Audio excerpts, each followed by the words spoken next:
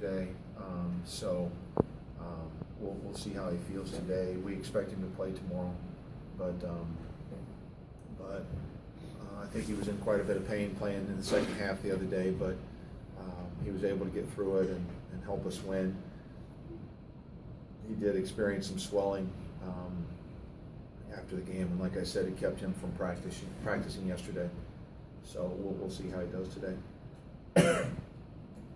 Virginia Tech still the tentative target for Ryan to come back? No, it's not looking good for that.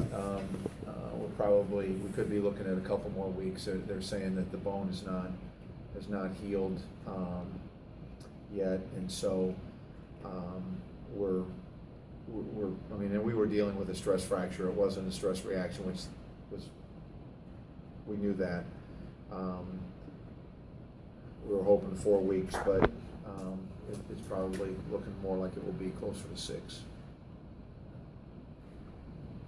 What you got from Justice against Boston College, is that something that have you been seeing that improvement in practice, and then this was the first time it kind of showed in a game, or was that something that maybe it was the first time you'd seen?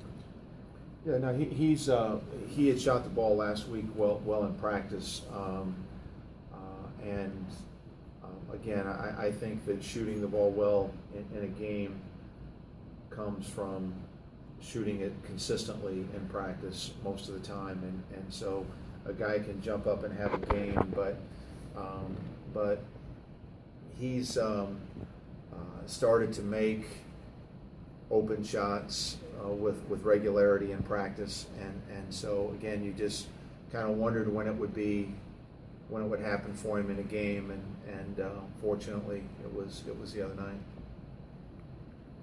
Going back through the last 3 games, are you seeing more of a jump with your kids, more energy, more enthusiasm because of games? I felt like we made progress in that 3-game road trip. I thought we played hard and competed well in all 3 games, and unfortunately didn't get the result in the first 2 that we wanted. But I felt like there was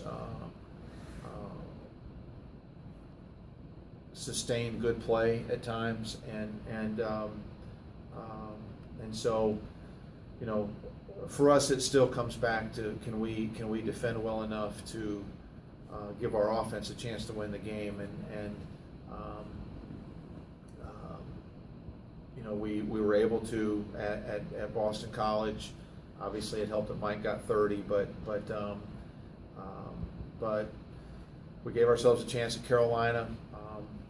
Had a chance at Duke, but they hit those 3s on us in the second half and hurt. But anyway, we've made progress as a team, but now we need that to continue forward, and we need to be able to take it against Syracuse tomorrow and play better and attack the zone better, and maybe a little bit more like we did in the second half of that game up there. And do a much better job defensively than we did up there the first time. What have you been seeing in Syracuse lately? Basically, they've obviously, I think they're 5 in a row, something like that. What have you seen from them? What's changed? I wouldn't be able to tell you what's changed in the last couple of weeks, because when we saw them, they were fantastic. So, you just kind of tend to watch games, and after we were finished playing them, then we were finished playing them, and now we're playing them again. So. They just do what they do well. They've got very talented offensive players. They can score on every position on the floor. They obviously have figured out the zone and are playing their zone better than they were earlier in the season. And so, they've kind of shortened up their rotation a little bit. I think that looks like it's helping. But I think they only played 6 guys against us in the first game. So. It's a little easier to do when you play 40 minutes of zone, but their zone's formidable, obviously, and we'll have to attack it well and much better than we did in the first game, but again, they're talented on both ends. They're really talented on offense, and so we'll see what happens. As far as attacking the zone, Kevin, what didn't you do in the first time you played Syracuse? Well, in the first half, we kind of stood around and we didn't attack. That's kind of what we didn't do. And in the second half, we started driving the ball at the basket and got to the foul line more, and that created some openings for us. But we just have to be a little more free, a little more. You got to penetrate it when you can, we had a number of shots right around the goal that were blocked.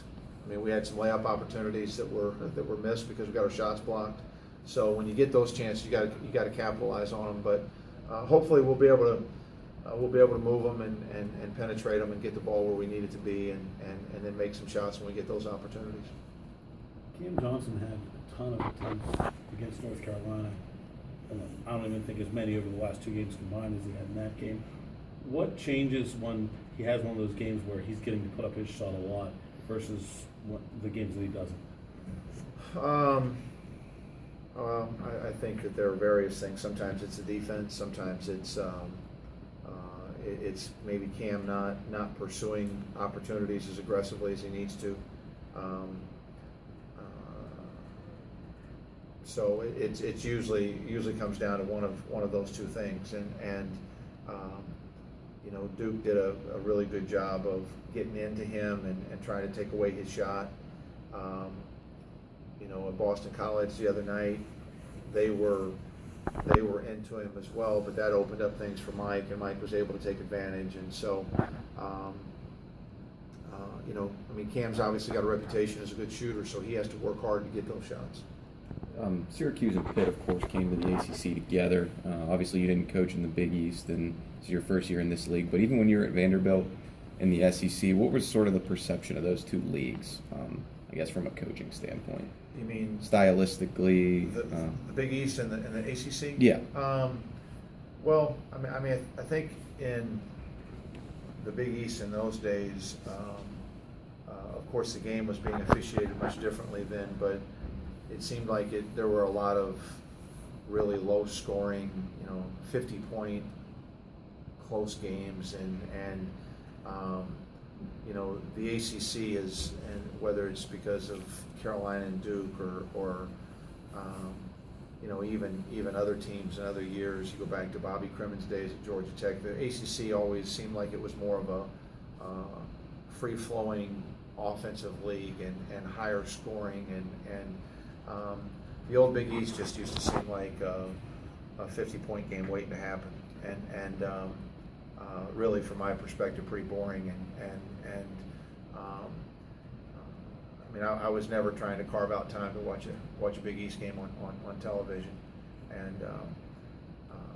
but they had great teams and had great success, but and I don't pay much attention to, it seems like the Big East scores are higher now too, so maybe the way the game's being officiated, that style of play sort of went out with that, with the changes in the rules and how the game is called. But just seemed like the ACC was a little bit more offensive to me. Can you recall within the coaching community sort of what the reaction was to Pitt and Syracuse?